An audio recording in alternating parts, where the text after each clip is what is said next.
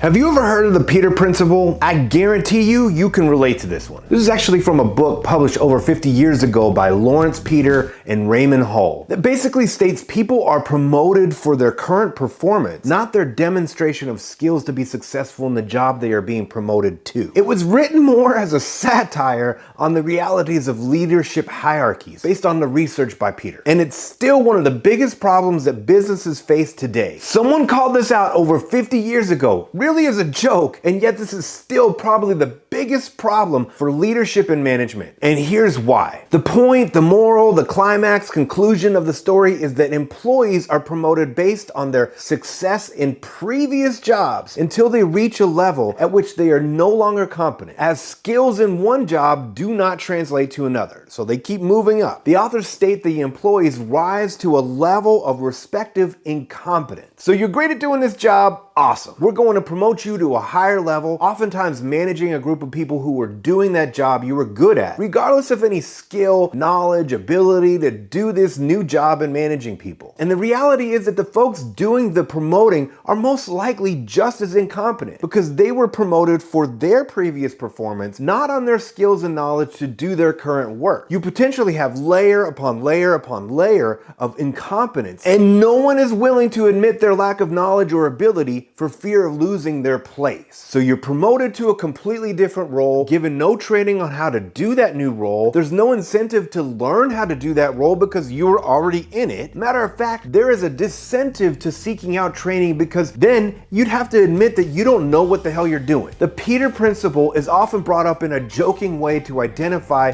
an incompetent manager. However, there continues to be real research on this specific topic and clear evidence that the Peter Principle is real and rather costly to companies. I firmly believe that this is why we continue to see issues and challenges with employee satisfaction, engagement, performance, and retention. But there is a relatively simple fix to this costly problem. If you're going to promote someone, make sure they have the knowledge and experience to do that new job. If you are not certain if they possess those skills, require them to gain those skills through training. Either they have to acquire the training on their own or you provide that to them. This process and expectation is true in almost every profession, with the exception of leadership and management. Every other profession requires skills, training, and experience in that field. But for some reason, we still think people are innately born with leadership and management skills. I firmly believe anyone can learn through training the skills to be a manager and a leader. I did. Every successful manager I know did. It's a simple fix to a huge problem. And hey, I provide leadership training on foundational elements like performance management. Please hit me up at www.gro-leaders-up.com